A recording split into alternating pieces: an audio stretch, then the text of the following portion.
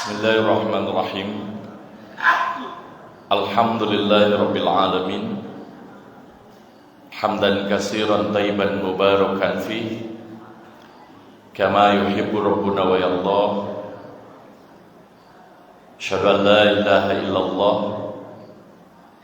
wahdahu la syarika lah wa asyhadu anna Muhammadan abduhu wa rasuluhu alladzi la nabiyya wa la rasula ba'dahu, amma ba'du. Ya ayuhan nasu taqu rabbakumul ladzi khalaqakum min nafsin wahidah wa khalaqa minha zawjaha wa batha minhuma rijalan katsiran wa nisaa'a. Wattaqullaha alladzi tasaaluna bihi wal arham innallaha kana 'alaikum raqiba. Hadirin sidang jihad yang dimuliakan Allah, bapak-bapak anu rempeg, oge teu hilap ibu-ibu, para bidadari surga, meni pede. Amin ya rabbal alamin.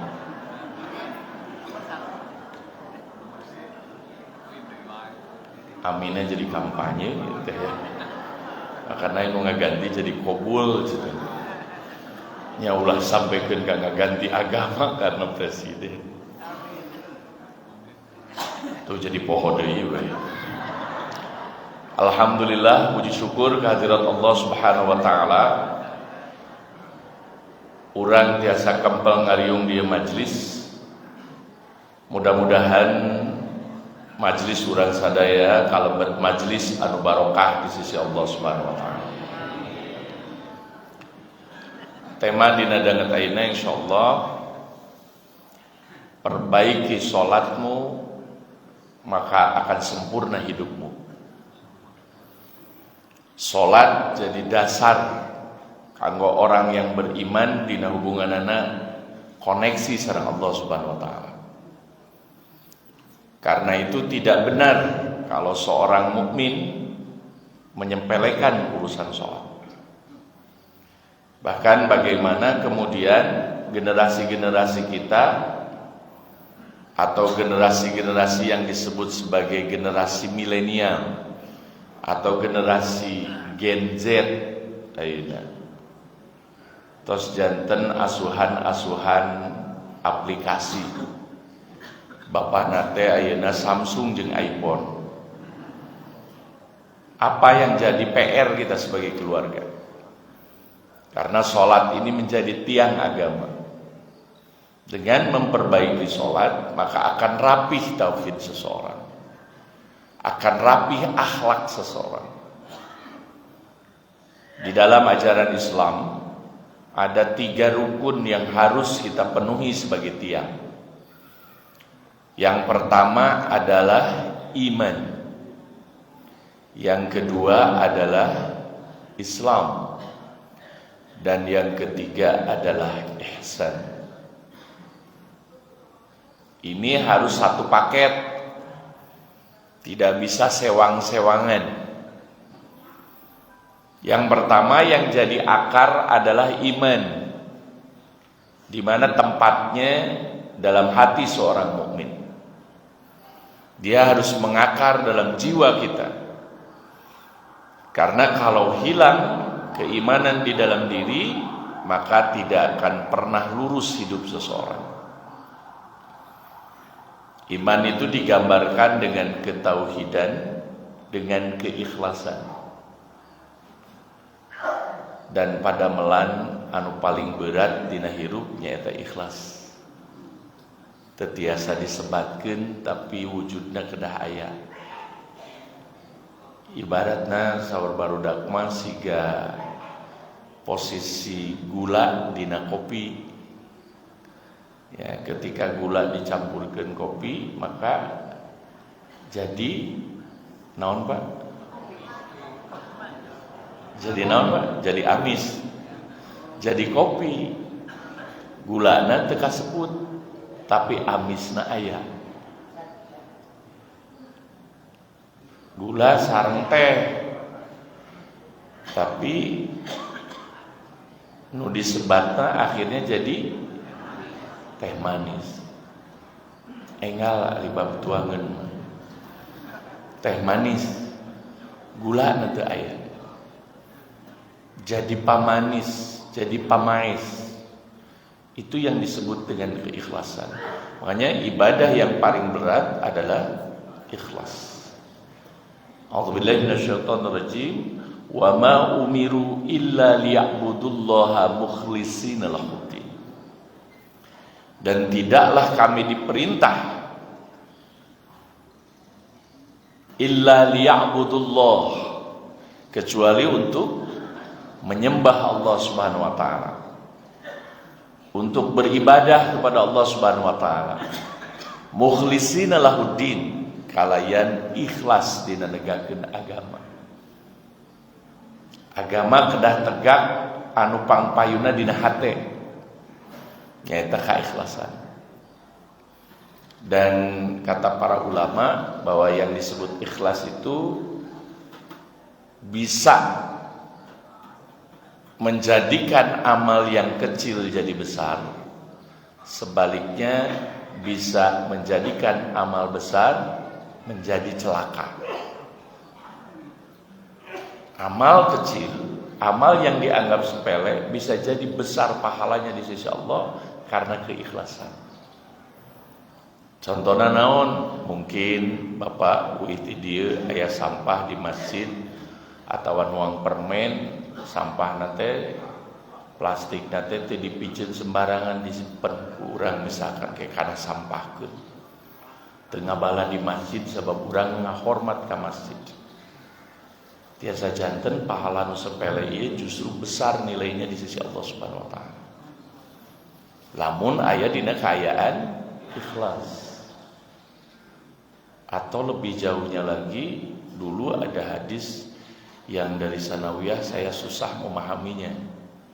Tetapi ketika memahami tentang materi ikhlas maka janten kahartos, yaitu tentang pelacur yang masuk surga karena memberi minum anjing yang kehausan. Kata Rasulullah, diampuni dosa-dosanya. Jadi ya pelacur dinas meureunana, terus manggih anjing kekerepesan, dan akhirnya dia mencari air untuk memberikan minum anjing itu. Dan dia ngalaan caiku sapatuna ku high heel meureunana gitu ya, di akutan ti lembab teh kaluhur bari di inuman anjing eta. Dan kata Rasulullah SAW, dia masuk surga karena amalan itu. Kasimpulanana kumaha? Ka para pelacur saci amis anu hoyong lebet ka surga, teangan anjing nu kekerepesan gitu ya. Ternyata bukan itu, tapi justru karena keikhlasannya. Karena keikhlasannya tidak untuk konten, tidak untuk ria, tidak untuk pamer, tetapi benar-benar ingin menolong, bahkan hanya makhluk yang dianggap najis oleh umat Islam, hanya seekor anjing saja. Dan sebaliknya ada ahli ibadah, kalau soal berbuat baik kepada hewan ini nanti tingkatannya udah kepada ihsan. Sebaliknya ada ahli ibadah seorang wanita ya, yang masuk neraka karena mengurung kucing gitu. Nah ini bahwa sangat luar biasa, nanti ibadah ada kaitannya dengan akhlak. Ibadah itu harus ada efeknya terhadap akhlak atau attitude, perilaku seseorang. Nah sebaliknya amalan yang besar karena tidak hadir keikhlasan di dalam diri seseorang, bisa jadi amal besaran itu, amal yang besar itu tidak jadi pahala yang besar di sisi Allah, tapi justru jadi bumerang, bahkan memasukkan dirinya ke dalam api neraka. Di dalam hadis riwayat Tobaroni, jadi Imam Tobroni, jadi Imam Tobaroni itu dijelaskan bahwa awwalu ma yulqa 'alan nar. Jadi orang yang pertama, golongan yang pertama yang akan dimasukkan ke dalam neraka itu ada 3 golongan. Siapakah golongan-golongan itu? Apakah mereka ahli maksiat? Bukan. Apakah mereka pelaku kejahatan? Bukan. Mereka justru datang dari ahli yang taat. Yang pertama kata Nabi, al-qurra, tukang baca Quran. Jadi tukang baca Quran itu yang pertama dimasukkan ke dalam api neraka. Untung cenah Ustaz abi mantara maca Quran. Si bedul ya teman, jadi boga alasan. Ya kan? Yang kedua siapa? Orang yang syahid di jalan Allah. Kemudian yang ketiga adalah orang yang berbuat baik atau orang yang sering berderma, sering berinfak. Ternyata ketika diselidiki, Masya Allah, di dalam hati mereka tidak muncul keikhlasan. Ketika mereka yang pertama adalah Al-Qurra, orang yang sering membaca Al-Quran. Apakah kau membaca Al-Quran ini karenaku, wahai hambaku? Aku membaca Al-Quran ini huruf demi huruf karena mencari ridhamu ya Allah. Kadzabta, kata Allah, kau bohong. Kau membaca Al-Quran itu karena menginginkan kedudukan, karena menginginkan harta, karena menginginkan kehormatan. Apalagi dapat sertifikat, terus juga dapat kehormatan, dapat status dan juga yang lainnya. Jadi baca Qur'an karena urusan dunia. Dan kata Allah, engkau telah mencapainya di dunia. Maka giliran di akhirat adalah karena hilangnya ibadah kepadaku, bahkan menjadikan ibadahku jadi modus, maka terimalah siksaku. Demikian juga dengan orang yang syahid. Syahid di jalan Allah itu bukan karena ikhlas karena Allah, tapi karena apa? Karena dia menginginkan pahlawan, menjadi seorang pahlawan yang dihormati oleh bangsanya. Nah ini juga Masya Allah mengingatkan kita agar ulah salah mau. Sok sanaos urang keur ngaji, bisi balikna aya niat neangan sendal alus. Makana lamun pas ditajong maut beres ngaji, cenah husnul khotimah. Uguh gesieun kapanggih digerebek gitu ya. Ya, jadi tidak setiap nu di masjid upami maut husnul khotimah. Lamun mautna karena kasetrum sababrek maling amplifier gitu ya. Itu mah jelas ya, terkutuklah. Makanya kadek jaga niat orang sing lempeng supaya orang tetap aya dina frekuensi ridho Allah Subhanahu wa taala. Terus anu katilu, anu rajin berinfak. Orang yang sering berderma. Dia berderma bukan karena Allah, tapi karena urusan yang lain. Boleh gak kita berderma karena ingin bertambah rezekinya? Boleh gak Pak? Dijawab Pak, karena tereh tausiahna. Bu, boleh gak? Boleh ya. Sampai dikalikeun misalkan, cenah ieu teh butuh sabarada lumayan, erek infak 2000 kali 700 kali lipat kan? Ya 100 dikali 7 berarti 700 dikali 700 kali lipat, jadi berapa? Jadi sabaraha 2000 kali 700?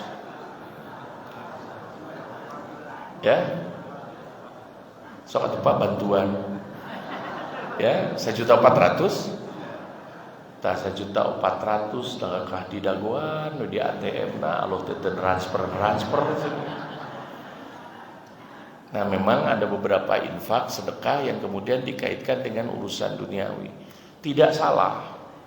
Cuman orang geus nyanyawanan. Jadi balasan dari Allah Subhanahu wa taala itu bisa jadi mungkin cash and carry, tapi bisa jadi dalam bentuk yang lain. Dengan bersedekah mungkin kita karena sedekahnya ikhlas, maka jiwa kita jadi sehat. Maka sok kabuktosan kan anu sedekah mah sok panjang umur. Iya, sabab naon hatena hese susah. Hatena geus ngarasa cukup. Hatena ngarasa beunghar. Makanya urang lang minta duit teh yang beunghar terus. Padahal jelema beunghar teh tandana naon? Tawisna naon, Pak? Osok balang bere, Pak. Osok masihan kanu sanes, sok ngabantosan kanu sanes. Dan inilah harta yang barokah. Banyak di antara kita hartanya miliaran, tapi 2.000 pun gak sampai ke masjid.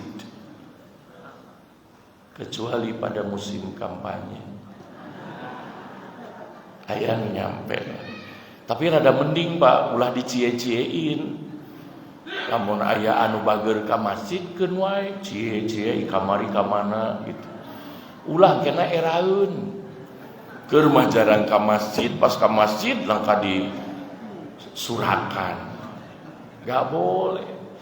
Ahli masjid mah gak boleh dengki.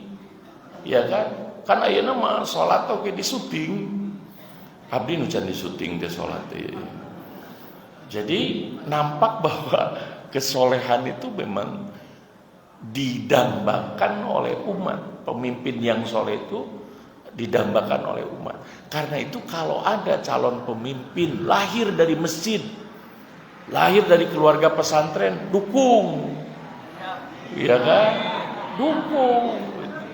Ahli masjid mah tuh kampanye deui. Enggak, pokoknya kita udah terbuka demokrasi yang jelas selama kepentingan, menurut saya selama kepentingan untuk umat ulah sieun. Kege katingali anu boga prinsip ayat kursi mah.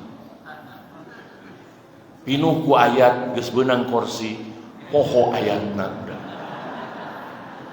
Nah, sim kuring make lantang can jadi, Pak. Lamun geus jadi mah duka teuing, inget duka teuing poho udah. Kunaon sim kuring lantang karena korupsi, haram korupsi teu meunang, sabab naon? Can aya nu nawaran.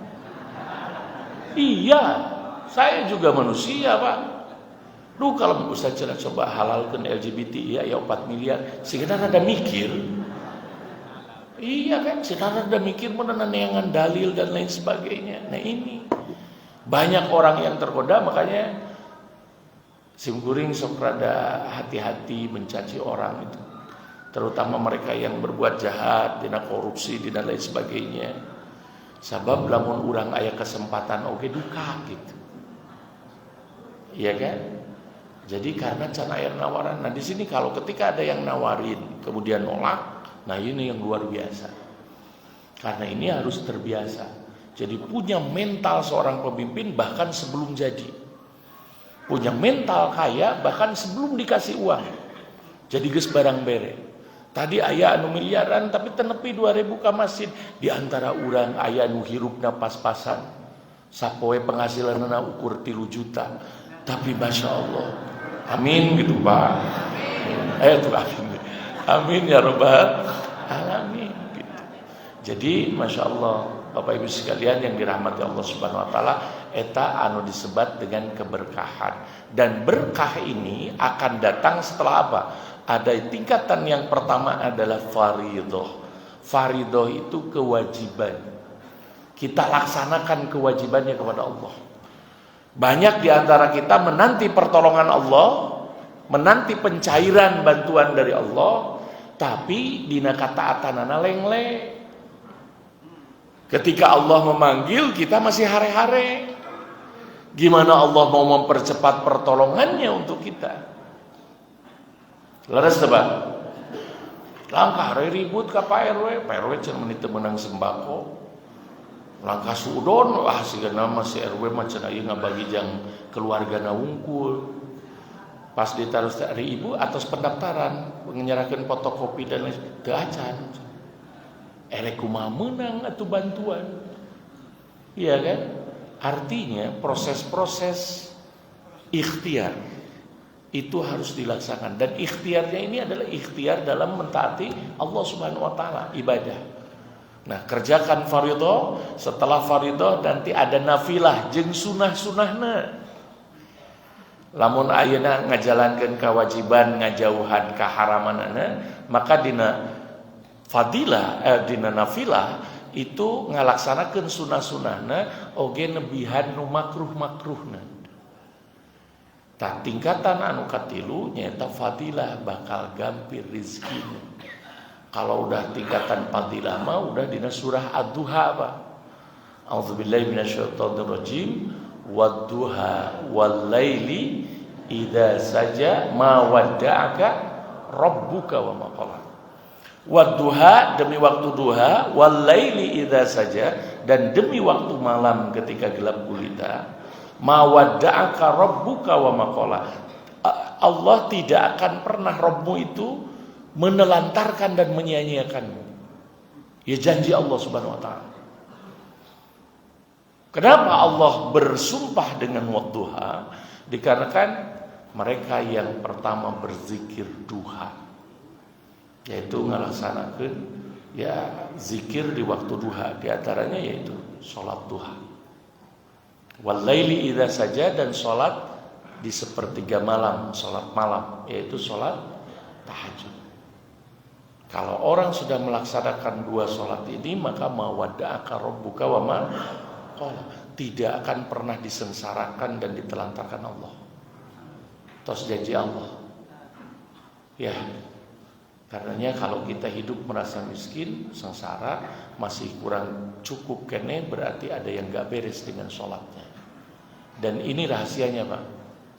Tolong jangan sampai keluar ya. Ini rahasia, Pak. Ulah beja-beja. Jadi wadduha walaili idza saja itu sholat duha, sholat tahajud, ini masuk tingkatan yang ketiga. Itu tidak akan pernah bisa dilaksanakan kecuali bagi mereka yang sudah melaksanakan kewajiban sholat yang 5 waktu dengan baik, ditambah sholat rawatib, qobliyah, ba'diyah dengan tertib dan disiplin. Maka akhirnya dia akan dapat fadilah, dan yang terakhir dia akan dapat barokah. Sok sanajan saeutik dina pandangan jalmi, tapi senantiasa cukup jeung nyukupan. Itulah ilmu Rasulullah SAW. Jadi beliau itu rumahnya, masya Allah, saya ada foto rumah beliau ketika denahnya, ketika sebelum dipugar. Ya, di Mekah itu sangat kecil, Bang. Jadi alit pisan, bahkan langkung alit batan tipe 2 hiji. Tapi masya Allah kehidupan beliau adalah orang yang paling bahagia dan orang yang paling kaya. Tegaduh tuangan jang nyuguhan tamu, tapi setiap Idul Adha pernah beliau sampai berkurban dengan 100 ekor unta. 100 ekor unta berarti lamun mohon seberaan Pak ini. Sapi seberapa sapi? Ya 35 ini. Lamun 35 sapi ya, 40 50 jutaan berarti kali 100 sabaraha? 5 miliar 5M. Jadi bukan main-main. Ada itu mah Nabi cenah ngomong mukjizat. Jangan tidak semua bahwa apa yang dilakukan Nabi itu adalah dipandang sebagai mukjizat. Jadi tetap ada kelebihan-kelebihan beliau yang menjadi ikhtiar insani beliau, ikhtiar kemanusiaan beliau. Buktinya kalau nggak ada kemanusiaan beliau kan dinyatakan di dalam Al-Quran bahwa ana basyarum mitslukum, saya itu basar. Ai basar teh gaduh kulit lamun diciwit bakal nyeri.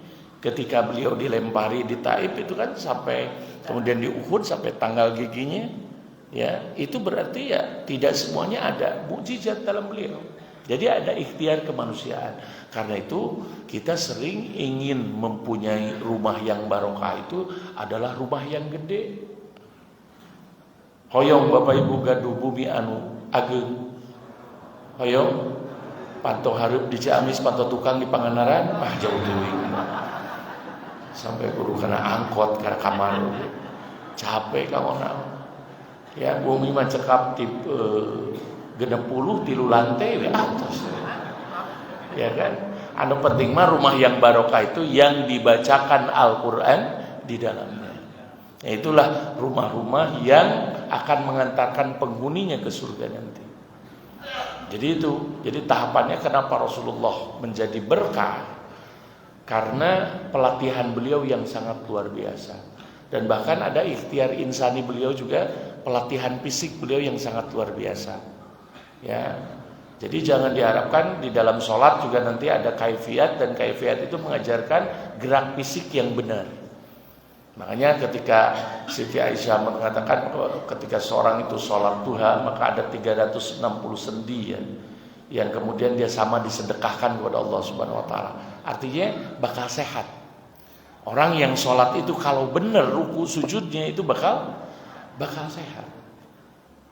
Iya kan? Bakal sehat, bakal kuat. Ya, makanya Rasulullah SAW ketika menerima wahyu yang pertama itu ke Gua Hiro. Itu dari Mekah ke Gua Hiro ke Jabal Nur itu 8 km lah kurang lebih. Dari bawah bukit ke atas itu simkuring nyobi naik 2,5 jam Pak, bengek. Dan Rasul itu setiap malam.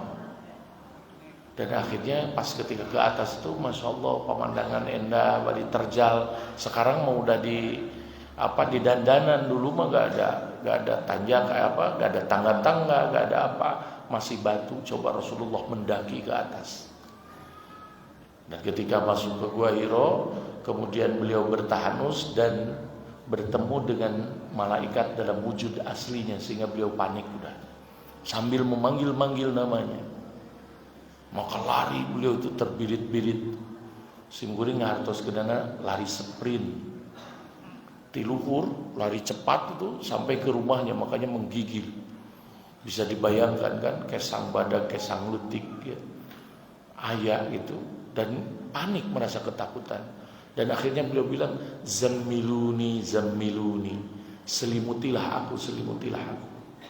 Dan Siti Khadijah istri yang baik, istri yang membuat Rasulullah susah move on. Jadi susah melupakan Siti Khadijah itu karena apa? Karena beliau itu sangat bela bu dalam berdakwah. Disimutan, caroge nate, bari jenggi kegepan, ditenangkan. Tadi dia oke aya pelajaran, lamun muji istri solehah henteu titah nyimutan gerapa. Ya lamun bapak misalkan keur katirisan, Bu simutan. Cek ibu teh eta simut didinya simutan aku sorangan. Tah lamun istri kitu di karungan we geus. Iya, dina soal-soal itu, soal bagaimana berbakti mengabdi. Makanya wala Rasul itu selalu saja ingat Siti Khadijah itu. Karena membersamai dalam dakwah dan pertama turunnya wahyu pada beliau. Bahkan tentang selimut ini kan ada dua, ada Al-Muzammil, ada Al-Mudaththir. Nanti beda di konteksnya. Ya ngarah urang teh disimut wae, disimut teh lain karena tiris tapi oge karena sieun. Ditagih ku debt kolektor.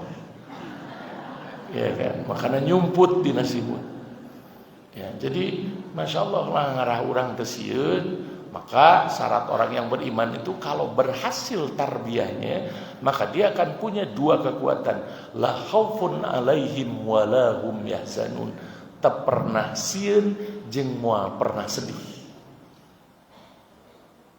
Lamun biasana kasieun kudu bakal dongkap, kudu atos kalangkung, Pak. Ya, mun ngaraosieun. Ngaraosieun itu dengan masa lalu atau masa depan? Masa depan. Sieun tetuang, sieun barudak, henteu dalahar, sieun ke istri kusaha gitu kan. Segala macam iya. Jadi Masya Allah loba kasieun. Ya, padahal tong boroning istri, anak jeung keluarga urang oge teu aya ngapi milik kana diri urang sorangan. Ya, sidikna sadayana milik Allah Subhanahu wa taala. Walahum yahzanun, dan mereka juga tidak pernah bersedih. Jadi mual sedih, mual galau, mual bingung, mual resah. Orang yang beriman mah senantiasa bahagia gitu. Senantiasa ceria, senantiasa lapang dada hidupnya itu. Kenapa? Karena dosa-dosa yang memberatkan dirinya itu sudah ditobatinya, sehingga dia merasa tenang bahwa Allah itu Maha Pengampun. Jadi gitu, la khaufun alaihim walahum yahzanun. Makanya kita akan merasa berat hidup kalau menumpuk penyesalan di masa lalu, kemudian juga loba kasieun tentang alam nucan kasorang, masa yang belum kita alami. Nah, ini akan berat hidup itu. Makanya sahur Dale Carnegie, ini ada seorang psikolog orang Amerika, dan dia orang kafir. Ya, kemudian dikomentari oleh Imam Al-Ghazali, Syekh Muhammad Al-Ghazali, ya, guru senior di Al-Azhar University di Kairo di Mesir, bahwa ini adalah karya orang kafir yang sesuai dengan ajaran Al-Quran gitu. Dia mengatakan bahwa hiduplah pada hari ini, jangan menyesali hari kemarin karena tidak akan pernah terulang kembali, dan jangan melihat hari besok karena dia masih samar-samar dan gaib jauh dari kita. Makanya ulah sok rempan ku sangu jang isukan, padahal urang dahar kumaha padahal keur dahar eta teh. Ya kan? Kadang-kadang suka begitu. Udah, kita nikmati aja apa yang menjadi rezeki kita hari ini. Nah, cuman Pak, akhir episodenya si Guring sangat mengagumi Dale Carnegie ini, dan buku-bukunya sampai khatam. Ini memberikan semangat yang luar biasa. Tetapi tercoreng karya besarnya ini karena penulisnya di akhir hidupnya bunuh diri. Ngajarkeun batur bagja tapi manehna teu bagja. Nah, ieu konsep, makanya benten konsep filosof barat, benten antara ilmuwan barat sareng Rasulullah sallallahu alaihi wasallam. Ayo Rasulullah mah masyaallah satu acan ka batur ka anjeunna nyalira heula. Janten Rasul mah tara paparentah. Lepat bapak upami ayeuna janten posisi ayah kudu tutah-titah di keluarga. Lepat mah. Jadi itu disebut tarbiyah itu teladan. Makanya disebutnya bukan perintah tapi qudwah. Atau nabi uswah. Uswah itu lebih satu perbuatan lebih baik dari 1001 ucapan. Khairun min alfi wahid aqwal, lebih baik dari 1001 ucapan. Teladan anu jitu nyontohan. Ya, ulah nitah salat ka budak, yang penting mah bapak tertib we di bumi, sumping ka masjid ngalaksanakeun salat berjamaah. Insyaallah ke budak ge bakal ningali, bakal janten saksi. Ajak barudak ka masjid, cenah diajak ngaji, masyaallah. Kan simkuring di Tasik Pak, ai kawit mah ngeunayna linggih di Bandung. Ya.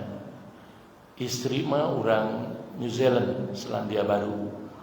Tapi palidieuna parigi maksudna mah Pangandaran. Karena teh kabelah dituna teh Selandia Baru itu. Makana sering kalangkung, alhamdulillah. Jadi Masya Allah Pak, Bapak Ibu sekalian yang dirahmati Allah, sok emut simkuring ya. Kemudian hadir di mimbar sekarang itu sering terlihat almarhum ayah saya. Jadi beliau ini Masya Allah sering membawa gitu kemana-mana. Jadi apal ustad-ustad, apal kiai-kiai. Dan bahkan saya sudah khutbah Idul Adha itu ketika kelas 3 sanawiyah.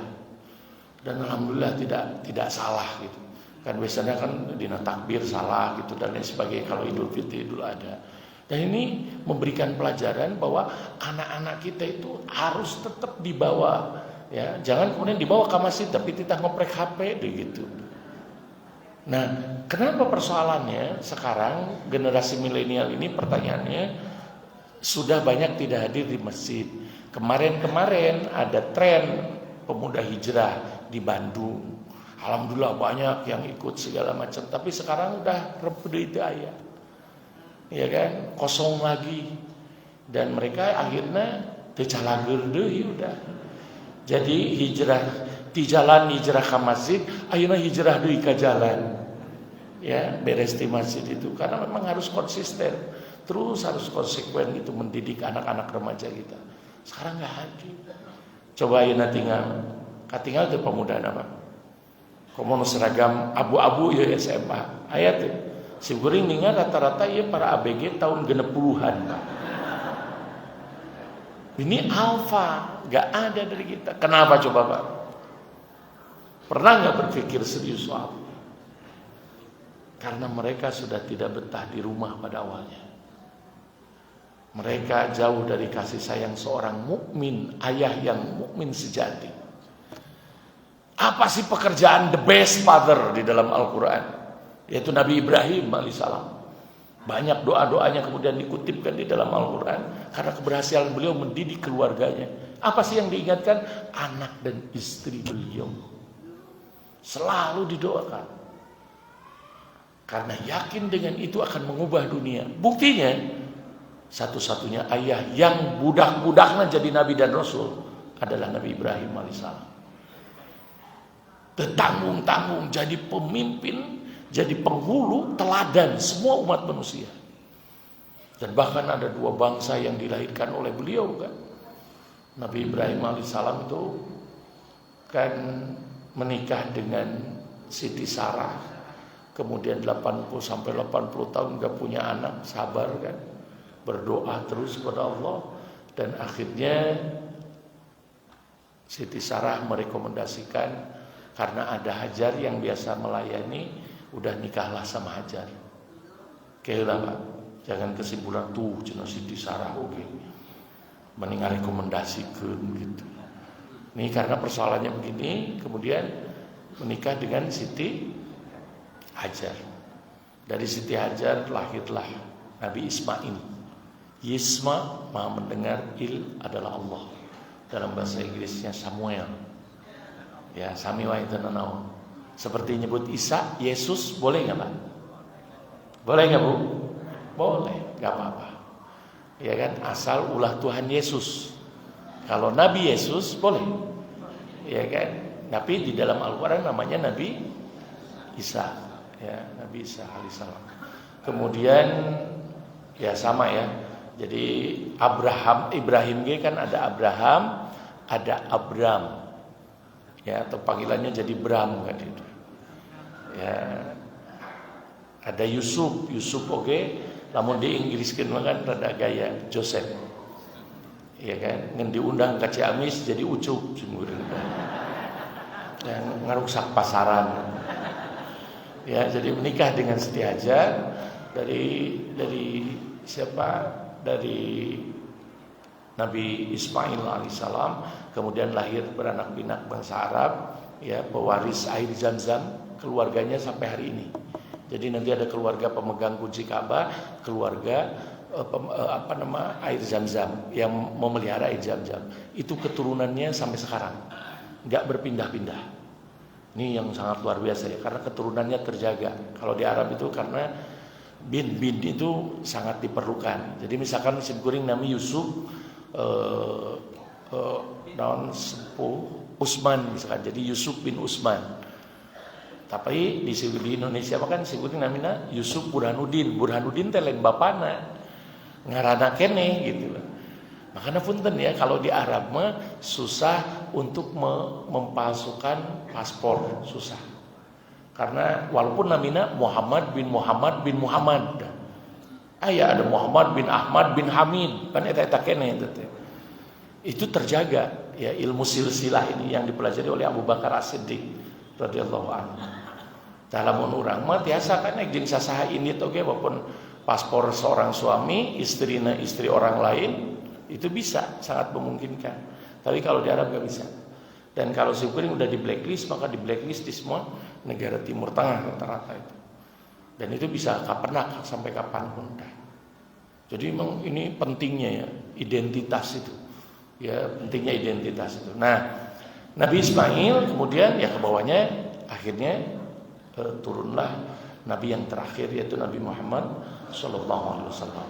Kemudian dari Siti Sarah ini punya putra namanya Ishak kemudian menikah dengan istrinya. Siapa istrinya Bu namanya? Namanya siapa? Istrinya Nabi Ishak. Ibu Ishak ya pintar. Atau Nyonya Ishak. Sehingga Ibu RW, Ibu RT gitu. Ya, Nabi Ishak, kemudian Nabi Ishak menikah dengan Rofkoh ya. Atau Rofikoh, atau Ribkoh, atau Rebeka. Ya, jadi Rebeka itu karena Rebeka jadi nama ningrat Romawi, orang-orang barat itu rata-rata ningratnya namanya Rebeka dan sesungguhnya itu nama Islam.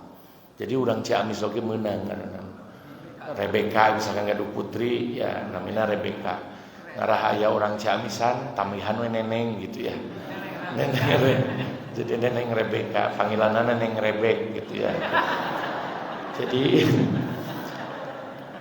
Ribko kemudian ya punya putra dua, yang pertama Aisyah yaitu kan bermata biru dan jadi nabi di dataran Eropa. Kemudian yang kedua adalah Nabi Yakub alias Israel. Ya karena itu tidak boleh kita melaknat kata ini, tidak boleh. Karena itu adalah nama lain dari Nabi Yakub. Kalau melaknat orang Yahudi oke. Yahudi laknatullah, tapi nama ini tidak boleh dengan laknatullah. Karena ini adalah nabi. Ya kan? Jadi Yisra itu adalah hamba yang taat, itu adalah Allah Subhanahu wa taala. Dan Nabi Yakub ini atau Bani Israel di dalam Al-Qur'an itu adalah anak cucu keturunan Nabi Yakub alaihissalam yang 12 itu. Ya, ada 12 anak, Masya Allah, semuanya bandel-bandel gitu ya. Kecuali 2 saja yang soleh, ya, yaitu Yusuf dan Benjamin. Ya biasanya kalau nama Yusuf selain ganteng biasanya soleh. Ya. Amin.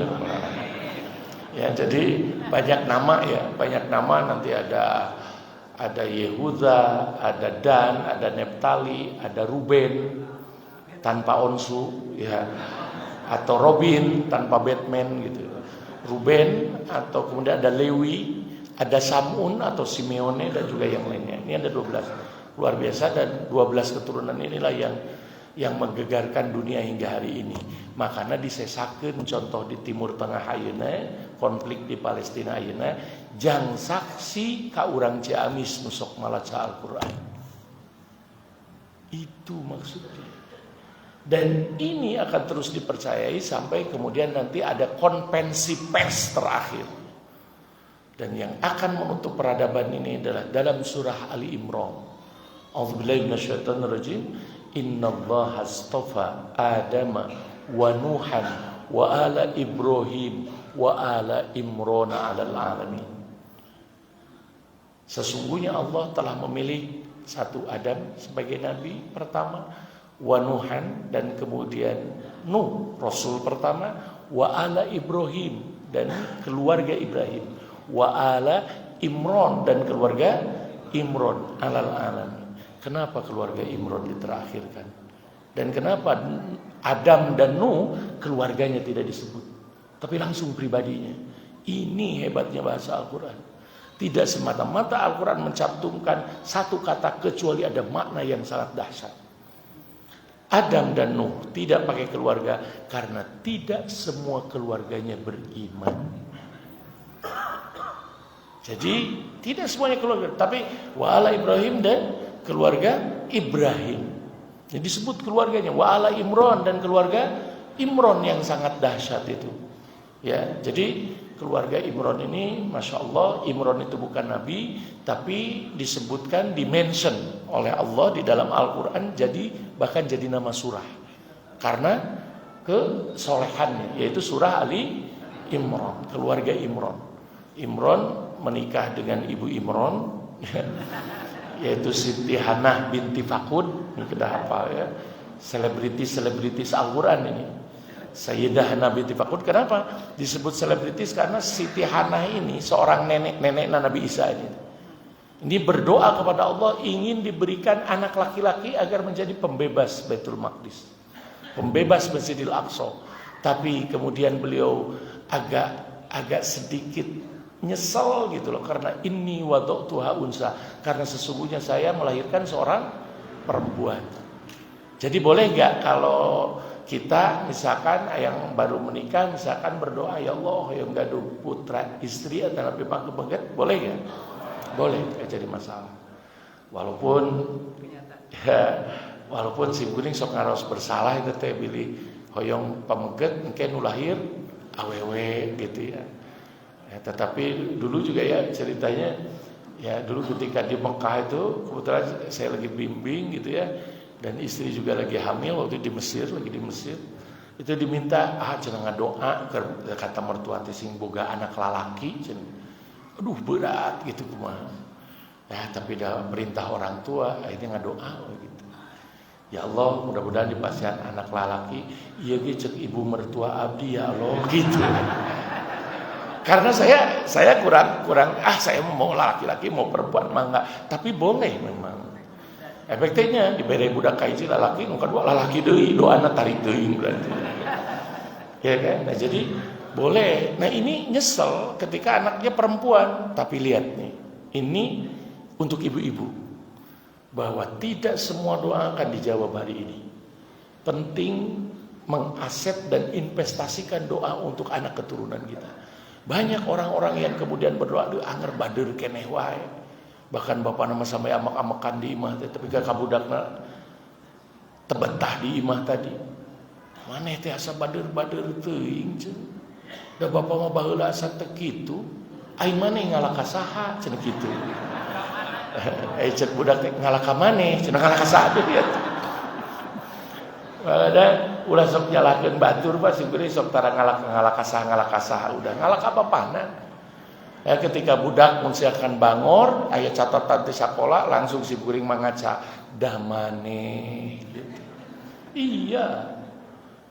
Banyak punten ya pendidikan, dan ini bukan tugas seorang ustadz, dai dan mubalik saja, tapi tugas seluruh bapak untuk bisa menegakkan tarbiyah di rumah. Ini harus jadi contoh. Jangan kemudian ketika anaknya bader dan lain sebagainya, itu kemudian menyalahkan guru di pesantren, guru di sekolah. Salah. Kita yang harus disalahkan, ya kan? Jadi jangan banyak dirusak. Simpuring ada Khalifah Quran Tahfidz Center di Bandung itu khusus untuk anak-anak. Biasanya dirusak di mana? Ketika di rumah. Jadi akrab lagi dengan handphone, akrab lagi dengan televisi, akrab lagi dengan aplikasi. Akhirnya lupa hafalan. Makanya hari tama ayat gerakan mengharamkan televisi dari maghrib sampai ke isya. Agar ya minimalnya bareng-bareng diajar, ya kan, fokus gitu. Jadi ngaji fokus. Alhamdulillah, saya juga sama jeung bapana. Kudu jangan ada televisi dari maghrib ke isya kecuali aya Persib. Rusak deui udah. Rusak deui anger. Jadi makanya ini harus konsekuen, benar-benar kita harus benar-benar jadi teladan di bumi kayak gitu.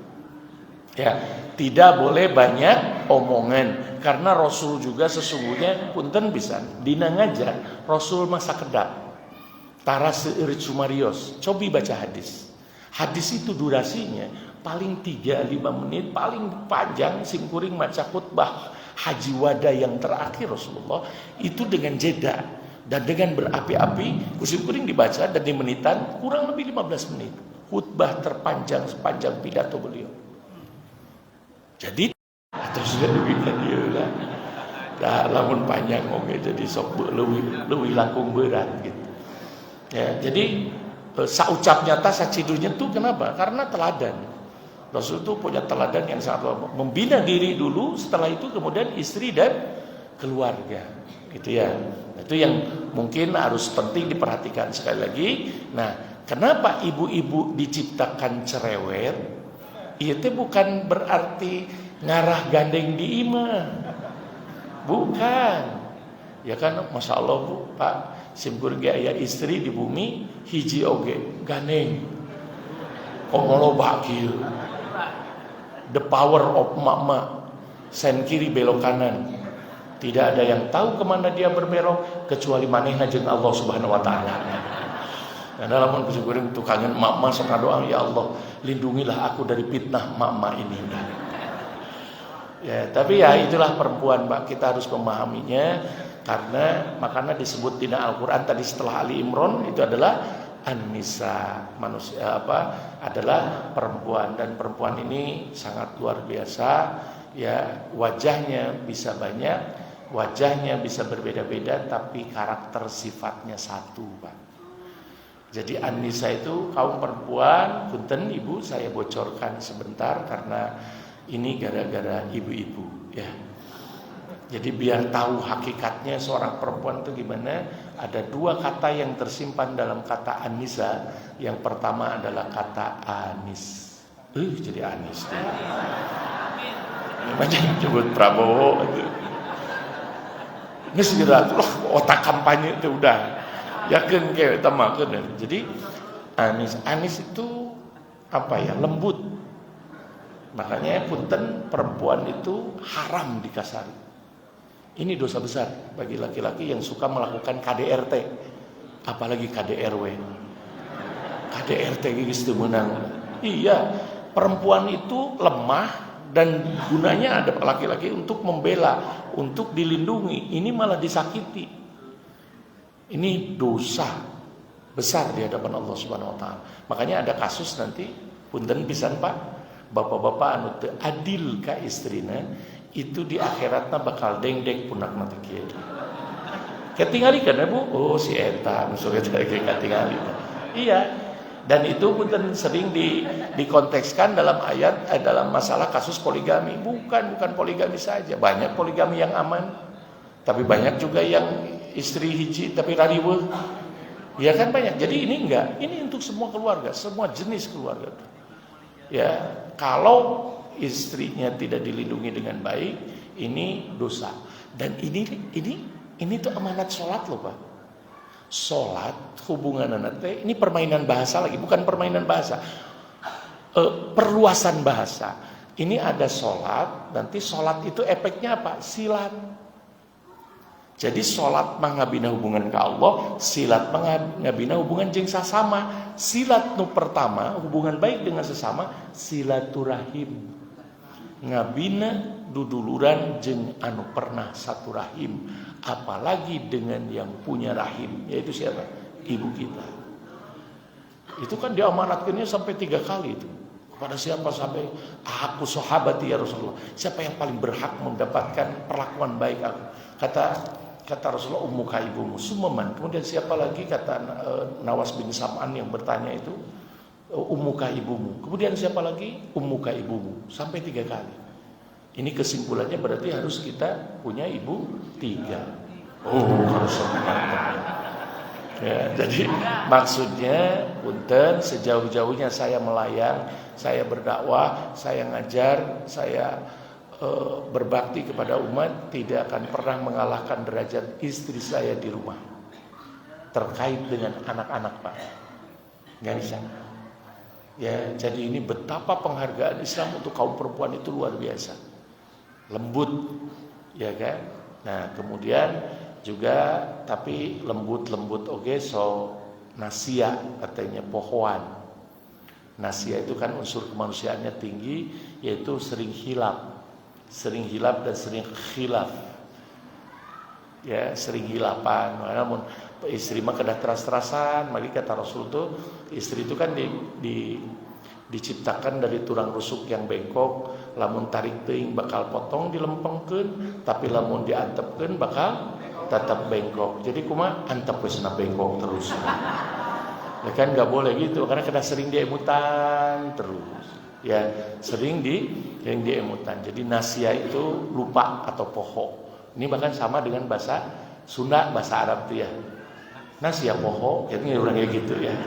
Jadi nasia itu poho emang. Ya, jadi nasia itu poho.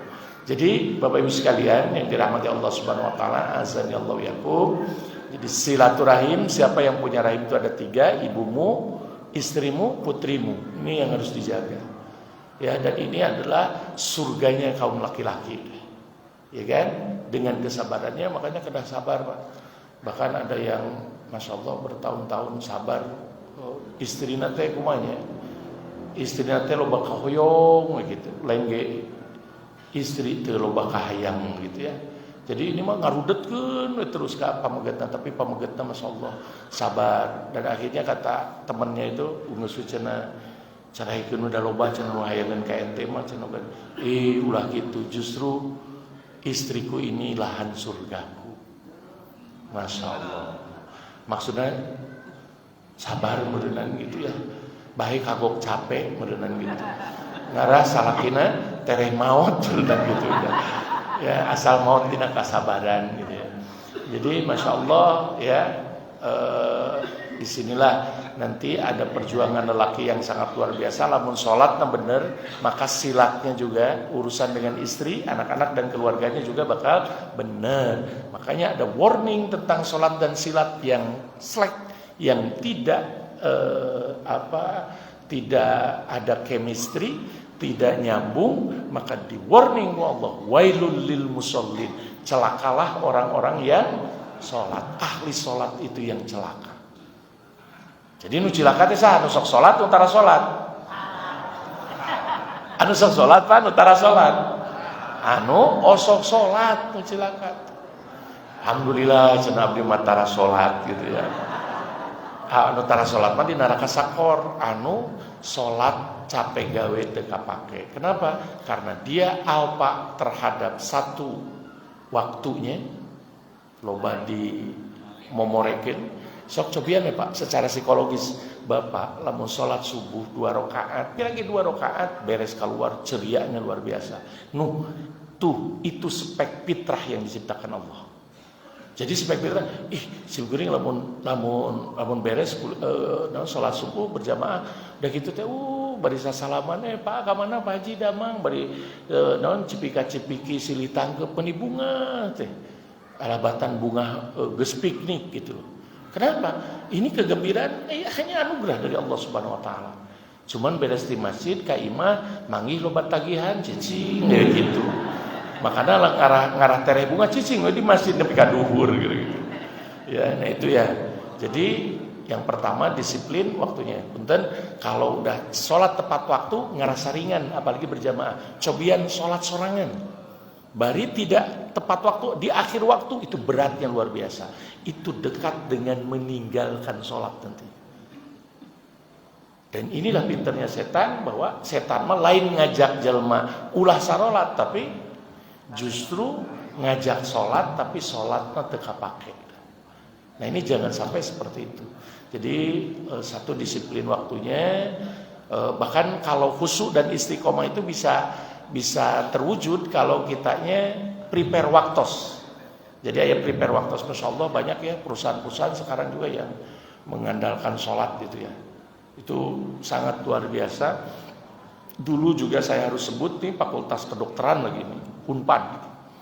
Itu 15 menit ketika waktu sholat harus ditutup semua semua transaksi atau administrasi segala macam saking untuk persiapan sholat. Nah ini kalau udah begini luar biasa, dahsyat ini. Kerma pinter, bager gitu.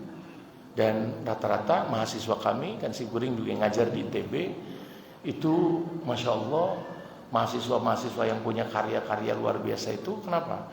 Jadi orang-orang yang ternyata hafal Al-Quran dan ahli sholat. Itu di karantina ya. Nah itu. Terus kemudian yang kedua disiplin pakaian, boleh nganggo pakaian memang kaos misalkan kan mau kaos pilpres jadi dia Prabowo di tukang Anies jadi usaha gitu ya. Nah jadi masya Allah tidak jadi masalah, sah sholatnya, bahkan pakai sontok misalkan untuk menutup lutut dan lain sebagainya itu boleh. Tetapi saya sering membayangkan ketika saya pakai sholat ini, gimana kalau setelah sholat saya dipanggil gubernur, pasti pakai batik pangalus nama, pasti bakal pakai baju koko pang bagusnya. Nah ini berhadapan dengan Allah, kalau tidak ada penghormatan akan hilang spirit di dalam hati, akan hilang, akan berkurang keikhlasan di dalam diri. Jadi benar-benar khusyuk, ya kan? Jadi disungitan, sesungit dan lain sebagainya. Kemudian yang ketiga disiplin doanya, disiplin kaifiatnya. Barang siapa kaifiatnya bakal benar, bakal sehat walafiat. Ya, sehat kita raganya, sehat juga jiwanya. Jadi kesimpulannya Bapak Ibu, karena kita udah 1 jam, ya. Jadi yang pertama iman tadi, kemudian Islam melibatkan fisik kalau Islam, mulai dari syahadat sampai kemudian haji, dan kemudian yang terakhir adalah ihsan. Ihsan itu bager ka tetangga, bager ka tamu. Kan aras langit pernah bergoyang karena jamuan tamu. Ini kayak hal yang sepele. Karena itu punten gitu ya, kalau dina nyuguhan gitu, ini kalau batur makan istilahnya table manner. Kalau batur, padahal Islam sudah mengajarkan nih, sangat tertib soal makan itu. Iya kan? Soal makan, apalagi soal jamuan, kan ada di dalam Al-Qur'an Al-Maidah tentang hidangan. Iya. Berarti hidangan ini sangat penting. Jangan sampai kemudian pak mangga cai-cai beri naon istilahnya masih ditaruh tupan kene, misalkan si keller namanya para ragu gitu. Kan banyak tamu muka keller sorangan daerah tuh. Iya gitu kan.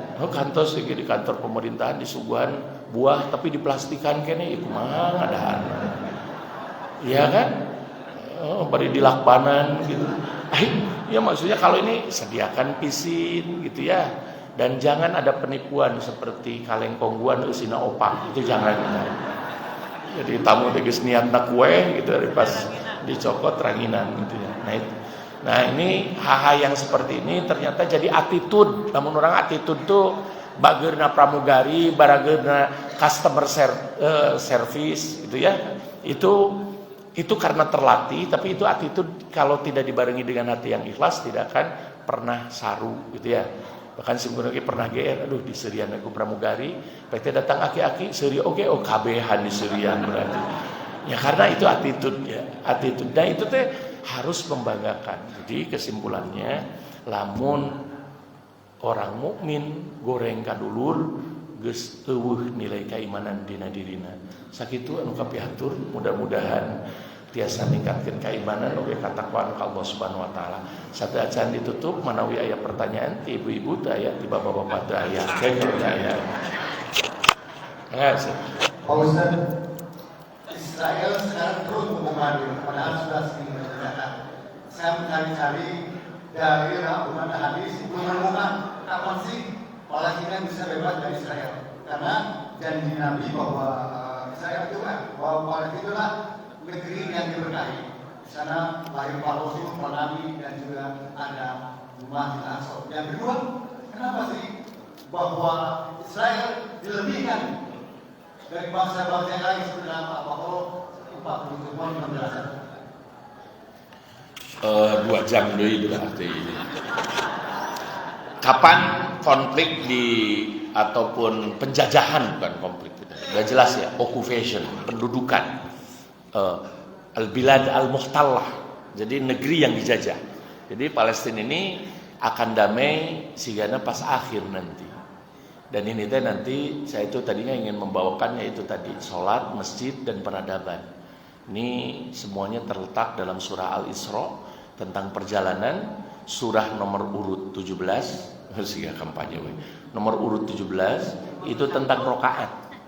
Dalam perjalanan kehidupan atau surah Bani Israel itu menjelaskan tentang ya nomor 17 itu rokaat, kemudian mengamanahkan masjid. 2 masjid yang dititipkan kepada orang Ciamis umat Islam Jadi ulah bukiran Masjid Agung Wungkul di Ciamis, tapi juga harus masjid yang diamanahkan Allah. A'udzubillahi minasyaitonir rajim. Bismillahirrahmanirrahim.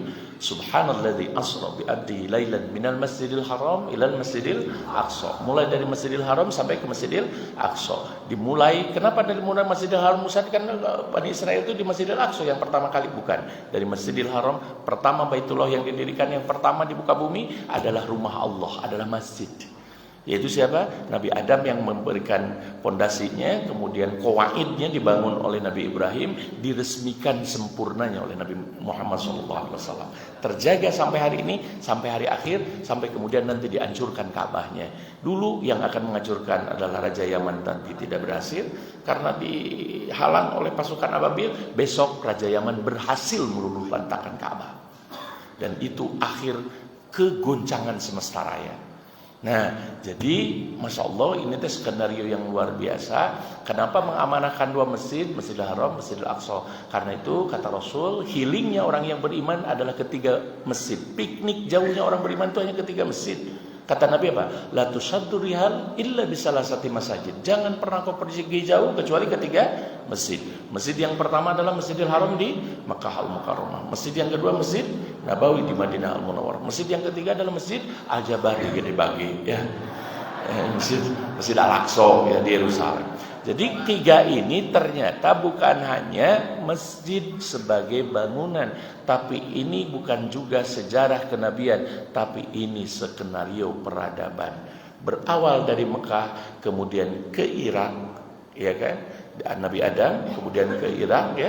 Ke Irak, kemudian ada Nabi Nuh, Rasul pertama, Nabi Adam, Nabi pertama. Kemudian setelah itu ada Nabi Ibrahim di Ur, di sebelah timur. Kemudian setelah dari Ur ke Yerusalem, Bani Israel di sana. Ya, di Yerusalem dibawa sama Nabi Yusuf ke Mesir sebentar, kemudian ditarik lagi ke Nabi Musa ke Yerusalem.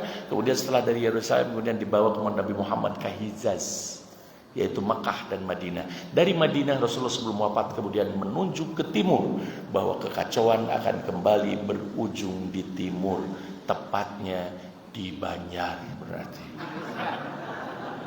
Ya kan? Nah, kita belum tafsir sesat mah. Ya kan? Ternyata di Persia, di Irak dan Iran akan ada kegoncangan dan berakhir di mana? Berakhir di Yerusalem sampai konferensi pers nanti Nabi Isa alaihissalam mendarat ke bumi. Jadi dahsyat Pak. Nabi Isa harus memberikan konferensi pers untuk membenarkan siapa yang paling benar antara ajaran Yahudi, Nasrani dan Islam. Beliau kata kuncinya nanti. Semuanya akan malu karena beliau datang untuk apa? Itu dalam hadis sahih riwayat Bukhari bahwa beliau itu datang dengan diapit 2 sayap malaikat dan akan mendarat di bandara Kertajati gitu ya. Jadi teman Nabi Isa dikawali teman. Jadi ini Nabi Isa di Manarah Al-Baido di Damaskus. Nah ini yang saya belum kesini nih penasaran. Di Menara Putih itu, dan Menara Putih itu dibangun pada Umar bin Abdul Aziz dan dibangun oleh kaum Nasrani. Orang Nasrani itu apalun sehingga dia apalun kama Umar bin Abdul Aziz dia geda tinggali itu keur ngabangun naon keur ngabangun tempat mendarat anu bakal nyemprotan ka maranehanana. Karena mereka dananya dari orang-orang Nasrani. Nanti akan di sana dan jelaslah semua dan akan berakhir di Yerusalem. Jadi memang gonjang-ganjing ini akan sampai kiamat, sampai hari kiamat. Dan wallahu alam apakah ini menjadi perang yang terakhir atau tidak bukan urusan takyin. Kita tidak berurusan menentukan. Cuman tanda-tandanya kita sudah diberitahukan melalui kabar nubuat Rasulullah SAW. Kemudian yang kedua tadi apa? Apa? Israel itu? Kenapa dilebihkan oleh Allah Subhanahu Wa Taala? Nah, saya belum sempat nge-WhatsApp ke malaikat Pak itu mana. Jadi ini kenapa dilebihkan? Tentu ada hikmahnya ya Pak. Tentu ada hikmahnya ini. Tentu ada hikmahnya. Hikmahnya tadi saya itu ketika ke Yerusalem nangis Pak sepanjang jalan. Kenapa? Beakeun saldo Pak. Bukan. Ada saya alhamdulillah ketika di Al-Azhar kemudian khatam surat Al-Baqarah dan kemudian dihafal terus, tapi tafsirnya saya baca, tapi kenyataannya belum saya terima. Ini kenapa Allah selalu ngulang-ngulang soal ini, soal Bani Israel. Pas ketika ke sana Pak, dahsyat. ternyata benar, maha benar Allah, saya bilang, yang telah mengajarkan sejarah ini. Dan demi Allah saya yakin, saya sampai dari alif batasa sampai sekarang tidak akan pernah meninggalkan Islam. Karena benarnya apa yang dikatakan oleh Allah Subhanahu wa taala di bumi itu. Mulai dari Yordania, Palestina dan yang lainnya, dan apalagi masuk Baitul Maqdis ya, sepi Pak. Dulu itu tempat mainnya orang-orang soleh. Ya kan, di Baitul Maqdis itu. Makanya kemarin ada yang posting, itu kata siapa rusuh, kata siapa aman. Memang aman, da Yerusalem di tengah. Jadi lamun Masjidil Aqsa di Bandung, nu ribut nama di Pangandaran, Gaza teh. Di pinggir Gaza itu. Ini Yerusalem itu di tengah, tidak terjadi apa-apa. Dan kemudian kata dia nggak ada katanya larangan-larangan ibadah. Emang nggak ada jang urang Ciamis mah. Bebas Pak. Kalau dapat pisah Israel melalui Yordan, Bapak bisa ke masalah. Yang jadi masalah urang ditu. Kemon gitu kan. Urang ditu yang dilarang itu. Dan dibatasi yang masuk itu 85 tahun, 75 tahun. Para pemuda itu dilarang ke Masjidil Aqsa pada tempat ibadah mereka gitu. Jadi kesimpulan mereka, kenapa mereka begitu cerdas, begitu tinggi menguasai termasuk perekonomian, itu doanya Nabi Ibrahim alaihissalam. Keturunan-keturunan yang sangat luar biasa, tapi di antara keturunan mereka ada yang durhaka kepada Allah Subhanahu wa taala sehingga mereka kemudian banyak dicabut rekomendasinya oleh Allah, sampai kemudian Allah dengan sangat indah mengutus seorang nabi, bukan dari kalangan kayak Bani Israel, tapi dari bangsa Arab, dari garis keturunan Ismail alaihissalam, yaitu Nabi Muhammad SAW. Dan nabi inilah, nabi terakhir inilah yang bisa mengimbangi orang-orang Yahudi dan Israel itu. Ya, jadi masya Allah, agar kita pastabikul khairat. Da orang Palestina nama barangka nuraliuna orang dia gitu. Justru nu jihad mah, justru ruh jihadnya itu harus kembali ke kita. Kita ya harus berjuang dengan apapun yang kita bisa, dengan materi, dengan doa, terutama karena doa silahul mukminin. Doa itu adalah senjatanya orang yang beriman. Berbahagialah kita, negara kita aman, damai, tentram, sentosa. Ya, alhamdulillah ngaji oge tinggal daekna ka masjid 24 jam dibuka wae. Ya, ngan kadang-kadang ya gitulah. Hai kamari ke pandemi ditutupan, masjid ditutup.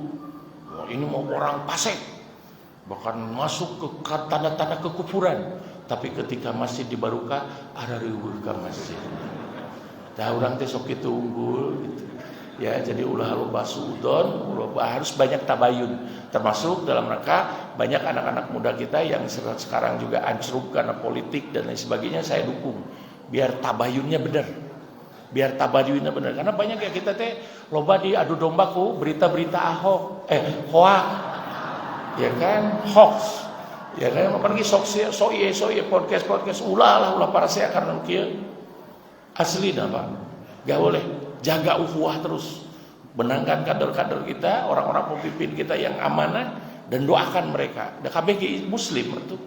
KBG Muslim, cuman tugas kita mana Muslim yang paling taat, mana Muslim sebagai modus, mana Muslim sebagai taat. Nah ini kita yang akan menilainya gitulah, agar negara kita baldatun thayyibatun warabbun ghafur. Terakhir, penjualan hijab. Apa? Penjualan hijab. Perjualan apa? Hijab, anggur keruh. Jadi begini, pada tahun 2022. Oh, ginjal. Ya. Oh. Ada sekitar 150 orang bisa menjual ginjal ke Kamboja. Dan itu ada makanannya. Jadi satu ginjal dihargai 200 juta rupiah, 165 juta rupiah untuk yang punya ginjal, dan 35 juta untuk makanan. Itu berbondong-bondong Pak ke Kamboja. Karena untuk mendapatkan uang sebesar itu baik dari ASN, pegawai swasta dan juga mahasiswa. Bagaimana hukumnya menjual ginjal untuk sedangkan kita masih hidup? Atau nanti kalau sudah mati dihibahkan, bagaimana hukumnya? Boleh tidak? Palestina Israel karena ginjal ya. Jadi haram hukumnya ya menjual anggota tubuh kepada yang lain karena ini amanat masing-masing. Dan bahkan donor mata itu bagus ya. Saya juga bagus donor mata, ada yang cangkok apa segala macam, jantung dan sebagainya. Itu sebetulnya maslahatnya tinggi. Cuman sampai sekarang saya menganut paham yang tidak boleh menyedekahkan apapun dari apa yang kita yang diberikan oleh Allah Subhanahu wa taala sesuai dengan ininya masing-masing. Walaupun teknologi sudah jauh, tetapi proses sedekah ini tidak benar. Kayak pas diudangkeun ku Allah, ai mata urang mana eueuh gitu kan. Kayaknya kusi itu diudag-udag jadi perebut gitu kan gitu. Jadi udah aja. Jadi apa namanya? Walaupun mungkin memang di tingkat usul fikih modern ini nanti bisa didiskusikan. Cuman saya tetap yang lebih aman ragu untuk menyetujui maslahat ini karena kejelasan tentang haramnya menyedekahkan anggota tubuh, apalagi untuk keuntungan. Banyak kayak sekarang juga yang menyedekahkan ginjal hayang beli iPhone, itu banyak, ya kan? Dan ini dicontohkan di Cina kemarin itu, ya kan? Dan ini jelas-jelas menzalimi tubuh, ya. Jadi la tulqu anfusakum ila tahlukah. Jadi jangan kau menjerumuskan diri kepada kebinasaan. Wallahu a'lam bishawab. Sakitu wae benten Bapak Ibu margi kada aya bujengan deui. Mudah-mudahan Bapak Ibu sadaya sehat walafiat, yang istiqomah teras dina kasayan katakan oge wafat dalam keadaan husnul khotimah. Tutup berdoa, Rabbana hab lana min azwajina wa dzurriyyatina qurrata a'yun waj'alna lil muttaqina imama. Rabbana atina fid dunya hasanah wa fil akhirati hasanah wa qina azabannar. Aqulu qouli hadza wa astaghfirullah li wa lakum. Assalamualaikum warahmatullahi wabarakatuh.